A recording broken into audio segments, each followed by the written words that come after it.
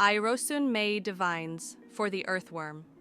Long ago, when the world was still shaping its mysteries, Irosun Meyi performed divination for the humble Earthworm. The first reading he gave upon his return to Earth was for a woman of exceptional beauty. She had once been wedded to the rain in the heavens, a man named Oho Dudu Bolojo Ra Lede Orun. As he cast the sacred divination signs, Irosun Meyi foresaw the woman's fate and advised her to offer a sacrifice.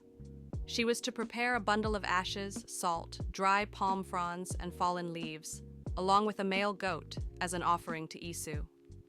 More importantly, she was warned not to abandon her husband, for doing so could bring upon her a grave misfortune, one that could leave her crippled. But the woman ignored the warning. She refused to offer the sacrifice and paid no heed to the caution against leaving her husband. Soon after, she met another man, Orun, the sunlight, who was radiant and strikingly handsome. Compared to her husband's damp, cool, and shadowy home in the sky, Orun's world seemed warm and inviting. She felt a sigh of relief escape her lips. At last, she thought, I have found the perfect husband. So, she abandoned the rain and went to live with the sun. At first, everything seemed wonderful. But soon the sun's house became unbearably hot. The heat grew more intense with each passing day. The air became dry, and she longed for the cool, gentle embrace of her former home. Unable to bear the scorching heat, she began to avoid her new husband. One day, she fled his house in search of a cooler place. When the sun realized she had left him, he crafted a rod of fire and went searching for her. He found her in her hiding place, and as he was about to leave, he asked her to accompany him. She hesitated, but eventually agreed. As they walked, they reached a remote, shaded place. The sun turned to her and asked, "If someone were to scream from here, would anyone hear them?" She looked around and saw only silence. "No one would hear," she replied, now feeling a chill of unease. Then, the sun's expression darkened. "Tell me," he asked, "why did you abandon me? Why did you turn away from my warmth?" With fear creeping into her voice, she answered, "Your house became too hot. I was not used to such an unbearable heat." The sun listened, then slowly raised his rod of fire. With a swift motion, he set the dry leaves around them ablaze. The flames spread rapidly, surrounding the woman in a circle of fire. Overwhelmed by the raging heat, she screamed for help. At that moment, she remembered her first husband, the rain.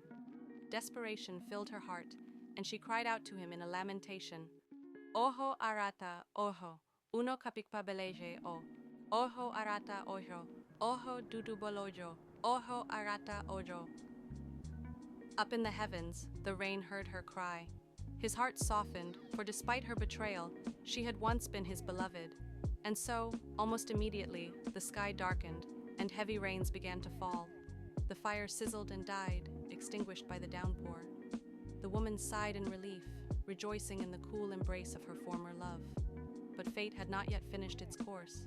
Because she had refused to make the sacrifice to Isu, she was not yet free from danger.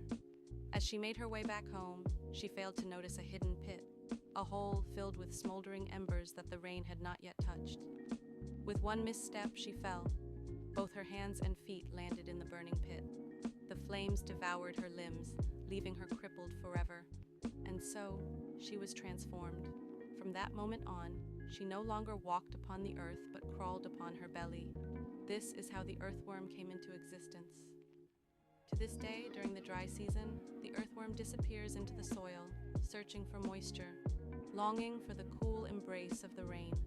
And when the rains finally return, it emerges once more, rejoicing in the downpour. Thus, it is said, a woman does not truly value a good husband until she has had reason to know another. And so, my friends, this tale of Irosun Meyi and the earthworm reminds us of the delicate balance between choices and consequences. In life, it is often easy to take blessings for granted, only to realize their true worth once they're gone. Through ancient stories like this, Ifa teaches us profound lessons about loyalty, gratitude, and the power of wisdom to guide us through life's trials. Remember, every decision we make carries its weight in destiny, and listening to wise counsel can often mean the difference between triumph and tragedy. If you enjoyed this story and its deeper message, don't forget to like this video and share it with someone who would appreciate the wisdom of our ancestors. Let's keep this conversation alive in the comments. What lessons did you take from this tale? I'd love to hear your thoughts.